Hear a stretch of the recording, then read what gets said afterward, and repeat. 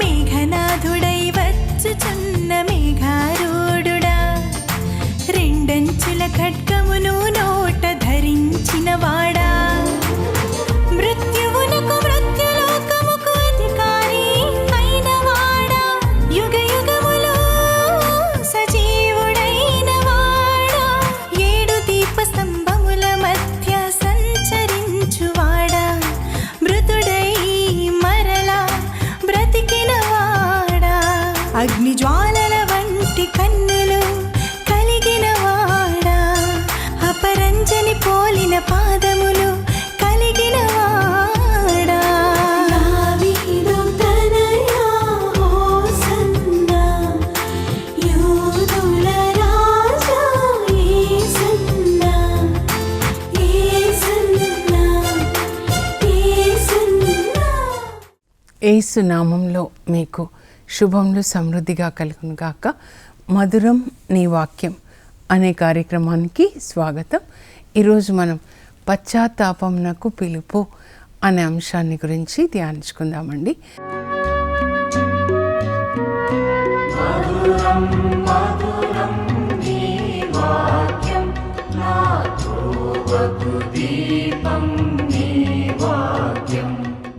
ఈరోజు వాక్య భాగాలు చూస్తే సువార్తని మనం చూసినట్లయితే మార్కు సువార్త 1వ అధ్యాయంలో 14 నుంచి 20 వచనాలండి. అలాగే పాత నిబంధనలో యోనా గ్రంథం 3వ అధ్యాయము 1 నుంచి 5 వరకు మళ్ళా 10వ వచనం అన్నమాట. అలాగే కీర్తన 25 కీర్తన 4 నుంచి 9 వరకు కానీ మనం మొత్తం చదువుకుందాము. ఇంకా పౌలు లేఖలు 1 కొరింథీ 7వ అధ్యాయంలో 29 నుంచి 31 వరకు. వీటన్నిటి సారాంశం ఏంటి అంటే ఒకే ఒకటి, పశ్చాత్తాపానికి పిలుపిస్తున్నారు యేసు ప్రభు. మార్కు సువార్తలో మరి యోహాను 6 నెలల సువార్త తర్వాత చెరసాల్లో బంధింపబడతాడండి. అప్పుడు యేసు ప్రభు యొక్క సేవ ప్రారంభం అవుతుందన్నమాట. ఆయన సేవ ప్రారంభం కాగానే యేసు ప్రభు యొక్క బోధన 3 మాటలండి. మొదటి ప్రసంగం అనుకోవచ్చు అన్నమాట. 3 మాటలు. అది ఇంకా అందరి బోధన కూడా అదే. పాత నిబంధనలు ప్రవక్తలు చెప్పిన, యేసు ప్రభు చెప్పిన, యేసు ప్రభు కంటే ముందు బాప్తిస్మ యోహాన్ మార్కు సువార్త 1:4లో చెప్తారు. అదే యేసు ప్రభు చెప్తున్నారు. తర్వాత శిష్యులు కూడా దాన్నే బోధిస్తున్నారన్నమాట. ఏంటి అంటే ఈ 3 మాటలు మనకు తెలియాలండి. యేసు ప్రభు బోధన మనం ఎన్ని సంవత్సరాల నుంచి వింటున్నాం కదా. అయితే ఒక్క 3 మాటలు ఆయన నోటిలో నుంచి వచ్చిన ఆ ప్రసంగం మొదటి ప్రసంగం 3 మాటలు. మొదటిది కాలము సంపూర్ణమైనది, దేవుని రాజ్యం సమీపించినది, హృదయ పరివర్తన చెంది సువార్తను విశ్వసించండి. కాలం అయిపోయింది. ఇంకా ఈ లోక విషయాల్లో, ఆటపాటల్లో అదంతా కూడా అయిపోయింది. దేవుని రాజ్యం, పరలోక రాజ్యం వచ్చేసింది సమీపంగా. ఎవరు ఆ దేవుని రాజ్యం అంటే యేసు ప్రభువే దేవుని రాజ్యం అండి. దేవుడే ఈ లోకానికి వచ్చేసాడు. కాబట్టి మీరేం చేయాలి? అక్కడి నుంచి దేవుడు వచ్చాడు కనుక మీరేం చేయాలంటే హృదయ పరివర్తన చెంది సువార్తను విశ్వసించండి.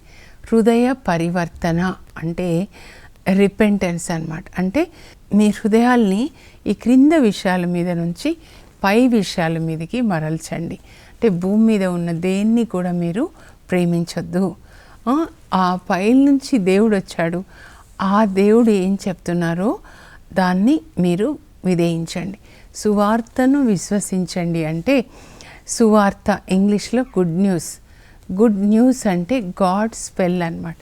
దేవుడు ఏదైతే బోధించారో దాన్ని విశ్వసించండి అంటే విధేయించండి. కాలం సంపూర్ణమైనది. గలతీ 4:4లో కూడా అక్కడ పౌలు రాస్తాడు, కాలము సంపూర్ణమైనప్పుడు దేవుడు తన కుమారుణ్ణి పంపించాడు. ఆయన ఒక స్త్రీ ద్వారా పుట్టాడు. దేవుడు తన కుమారుణ్ణి మీ కొరకు పంపించాడండి. మీరు ఈ లోకాన్ని ఇంకా ప్రేమించొద్దు, శరీరంలో జీవించొద్దు, ఆ దేవుని బిడ్డలుగా యేసు ప్రభులాగా జీవించాలన్నమాట. అందువల్ల యేసు ప్రభు ఈ 3 మాటలు చెప్పిన తర్వాత ఆయన గలిలియ సరస్సు తీరమున నడచుచు వలవేసి చేపలను పట్టుచున్న పేతురును అతని సోదరుడు అంద్రియను చూచెను. అప్పుడు యేసుప్రభు వాళ్ళని చూసి అంటున్నారు, మీరు నన్ను అనుసరించండి, నేను మిమ్మల్ని మనుషులను పట్టువారలుగా చేస్తాను. బెస్త వాళ్ళని పిలుస్తున్నాడండి. నేను నిన్న ఇది చదువుకుంటూ మీరు నన్ను అనుసరించండి, మీరు ఇప్పటివరకు చేపలు పడుతున్నారు కదా, ఇప్పటి నుంచి మిమ్మల్ని మనుషులను పట్టేవాళ్ళుగా చేస్తాను. అప్పుడు నన్ను పిలిచినప్పుడు బయాలజీ టీచర్గా ఉన్నావు కదా, నిన్ను బైబిల్ టీచర్గా చేస్తాను అని పిలిచారండి. 97లో అన్నమాట. ఈ లోకంలో ధన్యత ఏంటంటే అతి శ్రేష్టమైన అద్భుతము ఆయన చేతిలో మంచి పాత్రగా వాడబడ్డమే. ఆ పేతురు నీడ కూడా స్వస్థతనిచ్చింది కదండి. అపోస్తల కార్యాలు చూస్తే యేసుప్రభు బోధన తర్వాత ఆయన పరలోకానికి వెళ్ళి పరిశుద్ధాత్మని పంపించిన తర్వాత ఆ బోధనని కొనసాగించింది ముందుగా పేతురు అన్నమాట. పేతురు ప్రసంగం చేసినప్పుడు యేసుప్రభుని అంగీకరిస్తారు 3000 మంది, ఆ తర్వాత 2000 మంది. అలా యెరూషలేంలో పుట్టిన క్రీస్తు సంఘం యెరూషలేం నుంచి, యూదా నుంచి, సమరియా నుంచి గలిలియా ప్రపంచమంతటా కూడా వ్యాపిస్తుందన్నమాట. అక్కడ యెరూషలేం నుంచి తోమావారు ఇక్కడికి వస్తారు. సిలువ మరణం వరకు యేసుప్రభుని అనుసరించారు. ఇప్పుడు హృదయ పరివర్తన చెందండి. మీరు ఇప్పటి వరకు ఈ లోకం పోకడలో ఉంటే ఇప్పటి నుంచి మనం ఎవరిని అనుసరించాలి అంటే యేసుప్రభుని అనుసరించాలండి. యేసుప్రభు మనకి పరలోకానికి మార్గాన్ని చూపించడానికి వచ్చారు. ఎలా పరలోకం వెళ్ళాలంటే జీవించాలి. ఆయన ఎలా తండ్రి చిత్తం చేశాడో మనం కూడా చేయాలి. తండ్రి చిత్తం అంటే ఏంటి అని అడుగుతూ ఉంటారండి కొంతమంది. తండ్రి చిత్తం అంటే ఇదో యేసు ప్రభు ఏది బోధించాడో, తండ్రి ఏది బోధించాడో పాత నిబంధనలో నిర్గమకాండం 20వ అధ్యాయం నుంచి 24, 20, 22, 23 మీరు చదవచ్చు. అలాగే ద్వితీయోపదేశకాండం 5 నుంచి 9 వరకు. అలాగే మత్తయి సువార్తలో యేసు ప్రభు బోధనలు 4 సువార్తల్లో ఉంటాయి. ఆ తర్వాత అపోస్తల కార్యాల్లో పేతురుతో పాటు మరి అపోస్తల బోధనలు ఉంటాయి. స్టీఫెన్ బోధన ఉంటుంది 7వ అధ్యాయంలో. తర్వాత పౌలు బోధన 17 ప్రసంగాలు ఉంటాయండి. అపోస్తల కార్యాలు చాలా ముఖ్యమైనది. క్రీస్తు సంఘం, ఆదిమ సంఘం ఎలా ప్రేమ కలిగి జీవించారు, వాళ్ళు ఎలా బోధించారు, అలాగే మనం బోధించాలి, అలాగే క్రీస్తు సంఘం జీవించాలన్నమాట. ఆ తర్వాత పౌలు లేఖలు ఉంటాయి, ఇంకా యోహాన్ లేఖలు, పేతురు లేఖలు, యూదా లేఖ ఒకటి ఉంటుంది, యాకోబు లేఖ. ఇవన్నీ కూడా పౌలు లేఖలు కానీ పేతురు లేఖలు మనకి ఉపదేశాన్ని చేస్తాయన్నమాట. సో ఇదంతా మనము ఏం చేయాలంటే పాటించాలి. అందుకే ఇంకా ప్రకటన గ్రంథం చివరి గ్రంథం అండి. అక్కడ కూడా ప్రభు ఏం చెప్తున్నారంటే 1వ అధ్యాయంలో 1 నుంచి 3 మీరు చూసినా కూడా దేవుడు యేసు ప్రభుకి బయలుపరిచారు ఏం జరగబోతుంది అని. యేసు ప్రభు యోహాన్కి బయలుపరిచారు ఒక దూత ద్వారా. అప్పుడు ఏమేం దర్శనాలు చూస్తాడో అవన్నీ రాస్తాడు. అందువల్ల దాన్ని దర్శన గ్రంథం అంటారు ఇక్కడైతే ఈ ట్రాన్స్లేషన్లో. ఇంకో దాంట్లో దాని పేరు ప్రకటన గ్రంథం. ఎందుకంటే ప్రకటించాలంట, దేవుని యొక్క వాక్యాన్ని ప్రకటించాలి. పూర్వకాలంలో ప్రకటన చేయాలంటే రాజులు మరి మనుషుల్ని పంపిస్తారండి. వాళ్ళు పెద్దగా ఇట్లా బూరల్ని పట్టుకొని ఓయి ఇందు మూలంన తెలియచేయనది ఏమనగా అంటారు. అలా దేవుని వాక్యాన్ని మనం ప్రకటించాలను, ఇవన్నీ పాటించాలండి. ఇంకా ఈ లోకంలాగా మనం జీవించొద్దు. యేసు ప్రభు ఎలా జీవించి తండ్రి చిత్తాన్ని చేశాడో సిలువ మరణం వరకు మనం ఆయన నడిచిన దారిలో నడవాలి. వాళ్ళనే క్రైస్తవులు అంటారంటే యేసు ప్రభువు మన గురువు, మనం ఆయన శిష్యులు. శిష్యులు అంటే గురువు నడిచిన అడుగుజాడల్లో నడిచేవాళ్ళు అన్నమాట. సో అందుకే ప్రభు చెప్తున్నారు, కాలము సంపూర్ణమైనది, ఇంకా ఈ లోకము ఎంతోసేపు ఉండదు కనుక మీరు మీ హృదయాన్ని మార్చుకొనండి, మీ పోకడలు మార్చుకొనండి, యేసుక్రీస్తులాగా జీవించండి అని చెప్తున్నారనమాట. చెప్పి ఆ గలిలియా సరస్సు తీరాన మీరు చూస్తే చాలా బాగుంటుంది. వేకువజామున ఆ గలిలియా సరస్సులో నీళ్ళు, చుట్టూ పచ్చని గడ్డి మైదానాలు, ఇంకా గులాబీ తోటలు, చాలా బాగుంటుంది. అలా నడుస్తున్నారు యేసు ప్రభు. మీరు నన్ను అనుసరించండి అని పేతుర్ని ఇంకా అంద్రియని పిలవగానే వాళ్ళిద్దరూ తమ వలల్ని, పడవల్ని విడిచిపెట్టి యేసు ప్రభుని అనుసరించారు. అంటే మనం కూడా అలా సమస్తం, పడవలు, వలలు అంటే వాళ్ళ యొక్క ఆస్తి, అదే జీవన ఆధారం అంటారా, జీవనోపాధి, అంతా విడిచిపెట్టి యేసు ప్రభుని అనుసరించారు. ఇంకా కొంచెం దూరం పోయిన తర్వాత ఇంకా పడవలో జబదాయి కుమారులు అంటే యాకోబు, యోహాన్, వాళ్ళ నాన్న ఉన్నాడు, పనివాళ్ళు ఉన్నారు. అంటే వాళ్ళకి చాలా పడవలు ఉంటాయన్నమాట. సో వాళ్ళిద్దరిని చూసి కూడా యేసు ప్రభు, నన్ను అనుసరించండి, మిమ్మల్ని మనుషులను పట్టువాళ్ళుగా చేస్తాను. వాళ్ళు కూడా తండ్రిని, జీతగాళ్ళని, వలలు, పడవ అన్నీ విడిచిపెట్టి, సమస్తాన్ని విడిచిపెట్టి వెంటనే యేసు ప్రభుని అనుసరించారు. అర్థం ఏంటంటే యేసు ప్రభు యొక్క మాటని వాళ్ళు విధేయించారు. మీరు ఈరోజు చర్చిలో విని ఉంటారు కదా, దివ్య పూజ బలిలో ఏమి విన్నారో దాన్ని మీరు విధేయించండి. దేవుడు కోరుకునేది ఇది ఒక్కటే, మన నుంచి కోరుకునేది బైబిల్ గ్రంథం అంతా కూడా విధేయత, ఆయన మాటలకి మనం లోబడి ఉండాలి అన్నమాట. ఆ తర్వాత ఇప్పుడు మనం పాత నిబంధనలో యోనా గ్రంథానికి వెళ్తే అక్కడ కూడా దేవుడు పశ్చాత్తాపానికి పిలిపిస్తున్నారండి. నీనెవే పట్టణము అప్పుడు ఆ రోజులలో 760లో జరిగిందండి. ఇది క్రీస్తు పూర్వం 760. పాత నిబంధన అంటే క్రీస్తు పూర్వమేనండి. 760లో అసిరియా సూపర్ పవర్గా ఉండేది. ఆ అసిరియా రాజధాని నీనెవే అన్నమాట. వీళ్ళు ఎట్లా ఉన్నారంటే ఒక్కొక్క దేశాన్ని దోచుకోవడము, చాలా మరి సూపర్ పవర్ అన్నమాట. దోచుకోవడము, ఆ దోపిడీ సొమ్ముతో వాళ్ళు ఇంకా త్రాగడము, తినడము, వ్యభిచారం అన్నమాట. అందువల్ల మీరు నాహూం గ్రంథం 3వ అధ్యాయంలో 1వ వచనం చదివితే అక్కడ దేవుడు చెప్తున్నారు, నెత్తురులికించిన పట్టణమా నీకు అనర్థం, ఓ సిటీ ఆఫ్ బ్లడ్ అని పిలుస్తున్నారనమాట. చాలా మరి పెద్దదనమాట అసిరియా దేశం. ఇప్పుడు రష్యా లాగా చిన్న చిన్న వాటిని దోచుకోవడము, వాళ్ళని చంపడము, ఆ డబ్బు తెచ్చుకొని తినడం, త్రాగడం, వ్యభిచారం అన్నమాట.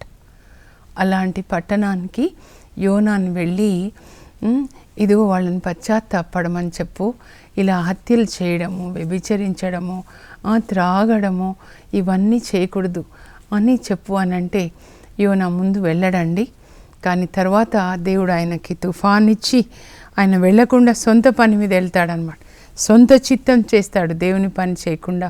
అప్పుడు దేవుడు ఆయన ప్రయాణం చేస్తున్నటువంటి ఆ ఓడ మధ్యధరా సముద్రం అన్నమాట, తుఫాన్ ఇచ్చి ఆయనని సముద్రంలో పడేసినప్పుడు, అప్పుడు చేప మింగినప్పుడు అప్పుడు యోనా అంటాడు, నువ్వు చెప్పినట్లు చేస్తాను ప్రభా అని. అంటే అంత కష్టపడాల్సి వచ్చిందనమాట ఒక దైవజనుణ్ణి తన పిలుపులోకి పిలవడానికి. కానీ తర్వాత ఆ చేప కడుపులోంచి వచ్చిన తర్వాత అంటే ఉమ్మేస్తుంది అనమాట చేప. 3వ అధ్యాయం యోనా గ్రంథం. అప్పుడు యోనాకి దేవుని యొక్క స్వరము 2వ మారు వినపడిందంట. ముందు చెప్తారు, అయ్యా చాలా దౌర్జన్యం చేస్తూ ఉంది ఈ నీనెవే పట్టణం, అంటే ప్రజలు, కనుక నువ్వు వెళ్ళి నా సందేశాన్ని చెప్పు అంటే ఆయన వెళ్ళడు. ఇప్పుడు 2వ మారు మరి సముద్రంలో పడి చేప మింగి చేప మళ్ళీ వచ్చి ఉమ్మేసిన తర్వాత ఇప్పుడు వెళ్తావంటే వెళ్తానంటాడు. అప్పుడు నేను నీకు చెప్పాను కదా ముందుసారి, వెళ్ళి వాళ్ళకి నా సందేశంగా చెప్పు, ఒకవేళ వాళ్ళు నా సందేశాన్ని వినలేదనుకో అప్పుడు 40 దినాలు అయిపోయిన తర్వాత నేను వాళ్ళని నాశనం చేస్తాను చెప్పు అని. అప్పుడు యోనా వెళ్తాడండి. వెళ్ళి ఈ నీనెవే అంటే ఇప్పుడు నార్థన్ ఇరాక్లో ఉంది. ఈ సిటీని ఇప్పుడు మోసల్ సిటీ అంటారు, మీరు చూడొచ్చు గూగుల్లో. అక్కడికి వెళ్తాడనమాట. ఆ పట్టణము ఇటువైపు నుంచి ఇటు నడవాలంటే 3 రోజులు పడుతుందండి. ఆ నీనెవేలోకి ప్రవేశించి యోనా ఒక్క దినం ప్రయాణం చేసి అప్పుడు ఆయన ఇదో దేవుడు మీకు ఈ సందేశాన్ని ఇవ్వమంటున్నారు. మీరు నెత్తురొలికించిన పట్టణం, అనేక మందిని చంపుతున్నారు, బలహీనులు అని వెళ్ళి వాళ్ళని చంపి వాళ్ళ ఆస్తులు దోచుకొని మీరు వచ్చి తింటూ త్రాగుతూ వ్యభిచారం చేస్తున్నారు. మీరు మీ దుష్ట మార్గాల్ని దుష్టత్వాన్ని మార్చుకోకుండా ఉంటే 40 దినాలు ముగిసిన తర్వాత దేవుడు మిమ్మల్ని నాశనం చేస్తా అంటున్నారు. సొదొమ గొమొర్రాల మీదకి ఎట్లా అగ్నిని పంపించారో అలా ఉండొచ్చు. అయితే యోనా దేవుడు ఏం చెప్పారో అదే చెప్తారండి. దేవుడు ముందుగా ఎవరికైనా ఏం చెప్తారంటే 10 ఆజ్ఞలు బోధిస్తారండి. దొంగతనం చేయొద్దు, హత్యలు చేయొద్దు, వ్యభిచరించొద్దు, మీ తల్లిదండ్రుల్ని గౌరవించాలి, నీలాగా నీ పొరుగు వాళ్ళని ప్రేమించాలి, live and let others live, మీరు ఇతరులకి హాని చేయకూడదు అని చెప్పినప్పుడు వాళ్ళందరూ వింటారండి. యోనా 3:5 ఏముంటుందంటే దేవుడు చెప్పిన మాటలు, యోనా ద్వారా చెప్పిన మాటల్ని వాళ్ళు నమ్మారంట. నమ్మారు అంటే విధేయిస్తున్నారు. ఇలా మీరు హత్యలు చేశారు, ఇలా దొంగతనాలు చేశారు, ఇలా వ్యభిచరిస్తున్నారు, ఇవన్నీ చేయకూడదు. దేవుని యొక్క బిడ్డలు ఒక కుటుంబంగా ప్రేమగా ఉండాలి అని చెప్తే వాళ్ళు చాలా బాధపడతారు. ఎంత తప్పు చేశాం మేము, మాకు ఇంతవరకు ఇది తప్పు అని తెలియదు అని. అప్పుడు 40 దినాలు వాళ్ళు వాళ్ళ ప్రవర్తనని మార్చుకుంటారండి, పశ్చాత్తాపడతారు. అంటే ఇంత పాపం చేశామే మేము, దేవుడిచ్చిన 10 ఆజ్ఞలకి వ్యతిరేకంగా హత్యలు చేశాము, వ్యభిచరించాము, మేము దోచుకున్నాము, దొంగతనాలు చేశాము అని వాళ్ళ పాపాలను ఒప్పుకుంటారు. ప్రభా మమ్మల్ని మన్నించండి, మాలాగా మా పొరుగు వాళ్ళని ప్రేమించాలి, కానీ వాళ్ళని చంపేసి వాళ్ళ డబ్బుతో మేము ఇలా జీవిస్తున్నాం విలాసవంతంగాని వాళ్ళు పశ్చాత్తాపడతారు. రాజు ఆజ్ఞ ఇస్తాడండి, అందరూ కూడా 40 దినాలు మనుషులు కానీ పశువులు కానీ ఏం తినకూడదు, అందరూ గోనె ధరించాలి, బూడిద మీద కూర్చోవాలి, నిండు హృదయంతో దేవునికి మొరపెట్టాలి, మా పాపాలని మన్నించండి అని రాజు ఆజ్ఞ జారీ చేస్తే అందరూ కూడా బూడిద మీద కూర్చుంటారు, గోనె ధరించి 40 దినాలు వాళ్ళ పాపాలని ఒప్పుకుంటారండి. ఎందుకంటే రాజు ఏమంటాడంటే మనమందరం కూడా మన దుష్ట మార్గాన్ని మార్చుకుందాం, మన దుష్ట కార్యములను విడనాడుదాం, దుష్ట ప్రవర్తన మార్చుకొని మన ఆ దుష్ట కార్యాలని విడనాడుదాం. 3:8 యోనా మీరు చదువుకోండి.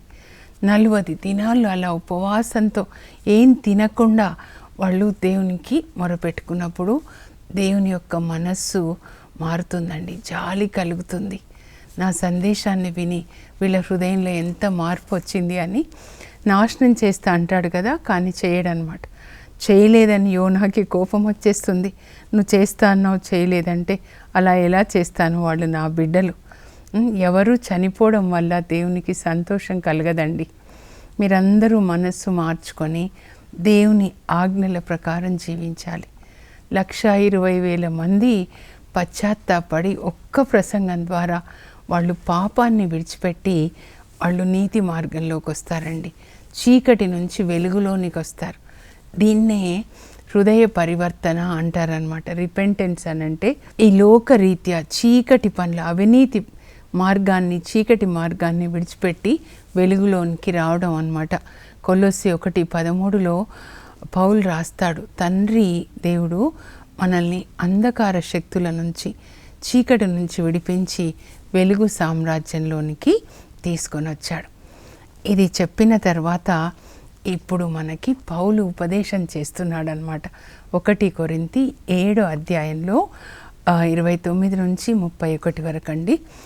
యేసు ప్రభు చెప్పారు, హృదయ పరివర్తన చెందండి, ఈ స్వార్థం, దొంగతనాలు, అబద్ధాలు ఇవన్నీ ఉండొద్దు, క్రింద వాటిని ప్రేమించొద్దు, దేవుణ్ణి ప్రేమించాలి. దేవుడు అంటే దేవుడిచ్చిన నీతి వాక్యమేనండి. నీతిగా జీవించాలి ప్రేమ కలిగి అని చెప్పనమాట. అప్పుడు పౌలు రాస్తున్నాడు, చూడండి ఏమని రాస్తున్నాడంటే, ఈ ప్రపంచము ఇప్పుడున్న విధంగా ఇంకా ఉండబోదంట. కనుక మీరు ఎలా ఉండాలి అని అంటే, ఎలాంటి విచారానికి గురి కాకండి. మీరు వివాహితులు అవివాహితులు అన్నట్లుగా ఉండాలంట. పెళ్ళైన వాళ్ళు మీకు పెళ్ళి కాలేదనుకోండి, అలా ఉండాలి అని చెప్తున్నాడు అనమాట. ఆ తర్వాత ఏడ్చేవాళ్ళు మీరు ఏడవకండి. ఎందుకు ఏడుస్తున్నారు? మీకు ఇల్లు లేదని, ఉద్యోగాలు లేదని ఏడవకండి. ఎందుకు ఏడవకూడదు అంటే, ఈ లోకం ఇంకా ఈ రీతిగా ఉండబోదన్నమాట. మీరు ఆనందంగా ఉన్నవాళ్ళు ఆనందించకండి. మాకు ఇల్లు ఉంది, మాకు కార్లు ఉన్నాయి, ఆస్తులు ఉన్నాయని. ఎందుకంటే అవి మీవి కాదనమాట. అలాగే ఏమేమి కొనుక్కొని ఉన్నారో ఆస్తులు, అవి మీవి కాదు అన్నట్లుగా ఉండండి. అలాగే వ్యాపారం చేసేవాళ్ళు ఆ వ్యాపారం మీది కాదు అన్నట్లుగా ఉండండి. అంటే డిటాచ్మెంట్ అన్నమాట. లోకం నుంచి సంపూర్ణంగా సర్వసంగ పరిత్యాగి అంటారు చూడండి. ఇది ఏది నాది కాదు, భూమి అంతా ఆయనదే. 24వ కీర్తన ప్రకారం. ఎందుకు అనంటే ఈ లోకము ఇప్పుడున్నట్లుగా ఇంకా ఉండబోదు. యోబు 36:20 జ్ఞాపకం చేశారండి. అక్కడ ఏమని రాయబడి ఉంటుందంటే, రాత్రికి రాత్రే రాజ్యములు మాయమైనచో మీరు ఆశ్చర్యపడకూడదు. భూకంపం వచ్చిందంటే ఒక దేశం వెళ్ళిపోతుంది, ఒక రాష్ట్రం వెళ్ళిపోతుంది. మీరు లేచే లోపల ఉండదన్నమాట. కనుక మీరు కింద వాటిని ప్రేమించకుండా, మనం ఒకవేళ నిద్రపోతున్నప్పుడు భూకంపం వచ్చి భూమిలోకి వెళ్ళిపోయినా మన ఆత్మని మాత్రం మనం నీతిగా ఉంటే దేవుడు దేవదూతల్ని పంపించి మనల్ని పరలోకంలో తీసుకెళ్తారు. అప్పుడు మనం లేచేసరికి పరలోకంలో ఉంటామన్నమాట. మహిమా శరీరంతో ఉంటామన్నమాట. కనుక కింద వాటిని ప్రేమించకుండా పైన వాటికి, లోకము పరలోక ప్రయాణమే మీరు అలా ఉండాలి. ఇప్పుడు భక్తి కీర్తన ఏంటంటే ప్రార్థన అన్నమాట. అందరం చేసుకోవాలి. 25వ కీర్తనలో 4 నుంచి 9 వరకు అండి. దావీదు ఏమంటున్నాడంటే, ప్రభువా నేను నడవవలసిన త్రోవ నాకెరిగించు ప్రభువా, నేను నీ సత్యమును అనుసరించి జీవించాలి. ఏదైతే చెప్పబడిందో ధర్మశాస్త్రంలో నేను ఆ విధంగా జీవించాలి ప్రభువా. నేను యవ్వనంలో చేసిన పాపాలని గుర్తుపెట్టుకోకుండా నన్ను మన్నించయ్యా. మనందరం కూడా అడుగుదాం, ప్రభువా నేను యవ్వనంలో చేసిన పాపాలని మన్నించండి. నేను తెలిసి తెలియక చేసిన ప్రతి పాపం మన్నించి మీ రక్తంలో కడిగి ప్రభువా. ఎలా నీనెవే ప్రజలు పశ్చాత్తాపడ్డారు. మన పాపం మనకు తెలియాలంటే పరిశుద్ధ ఆత్మ మన ఆత్మని తాకాలండి. యేసు రక్తంలో పరిశుద్ధ ఆత్మ మన మనస్సాక్షిని కడగాలి. అప్పుడే మన పాపస్థితి తెలుస్తుంది. లేకపోతే త్రాగుబోతూ త్రాగి రోడ్డు మీద పడితే తెలియదు ఆయన కదా. అలాగే పాపంలో ఉన్న వాళ్ళకి వాళ్ళు పాపంలో ఉన్నారని తెలియదండి. యోహాన్ 16:8 యేసు ప్రభువు చెప్తాడు, పరిశుద్ధ ఆత్మ వచ్చినప్పుడు ఆయన పాపం గురించి, నీతిని గురించి, తీర్పు గురించి ఆయన మీకు వివరిస్తాడు. కనుక ముందు మనకి పశ్చాత్తాపాన్ని కలుగజేయడానికి పరిశుద్ధ ఆత్మదేవుని ఇవ్వమని అడుగుదాం. మన పాపాలు మనకు చూపించి వాటిని మనం దేవుని సన్నిధిలో ఒప్పుకొని యేసు కల్వరి శిలువ చెంత యేసు రక్తంలో కడుక్కొని ఇప్పటి నుంచి దేవుడు బోధించిన విధంగా వాక్యం ప్రకారం నిర్గమకాండంలో 10 ఆజ్ఞలు, మత్తయి సువార్త 5 నుంచి 5, 6, 7 అధ్యాయాల్లో మనం ఎలా జీవించాలి యేసు ప్రభు బోధించారు. అలా వాక్యం చదివి యేసు ప్రభు నడిచిన దారిలో నీతి మార్గం, ప్రేమ మార్గం, క్షమ మార్గంలో మనం ప్రయాణం చేసి పరలోకానికి వెళ్ళాలి. అదే మన ఇల్లు. ఆత్మలో అక్కడే పుట్టాం. ఇక్కడ పరదేశులం, కొన్ని రోజుల ప్రయాణమే, ఎడారి ప్రయాణంలాగా పరలోకానికి వెళ్ళాలి. ప్రార్థన చేసుకుందాం. పరలోకపు మా తండ్రి, మీ పరిశుద్ధ నామమునకు స్తోత్రం కలుగునుగాక. యేసయ్యా, మీరు మాకు బోధిస్తూ ఉన్నారు 3 మాటలు ప్రభా.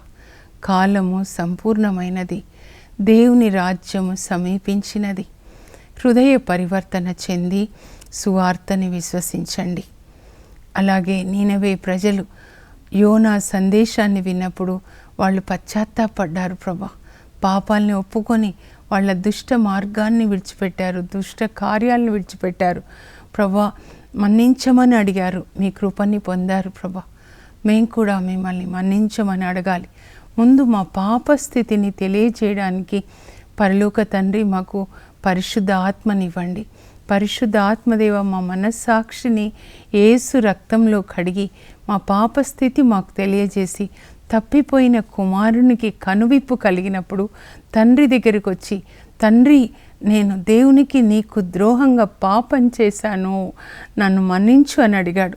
అలాంటి కృప మాకు దయచేయండి. మా పాప స్థితి మాకు తెలియజేసి పరిశుద్ధాత్మదేవ కల్వరి దర్శనాన్ని చూపించి యేసు ప్రభు సన్నిధిలో మా పాపాలని ఒప్పుకొని వాటిని విడిచిపెట్టి దావీదు ప్రార్థించినట్లుగా మేము నీతి మార్గంలో నడవాలి. మీ సత్యమును అనుసరించి మేము జీవించేటట్లుగా మీ త్రోవని మాకు, మీ నీతి మార్గాన్ని మాకు తెలియచేయండి.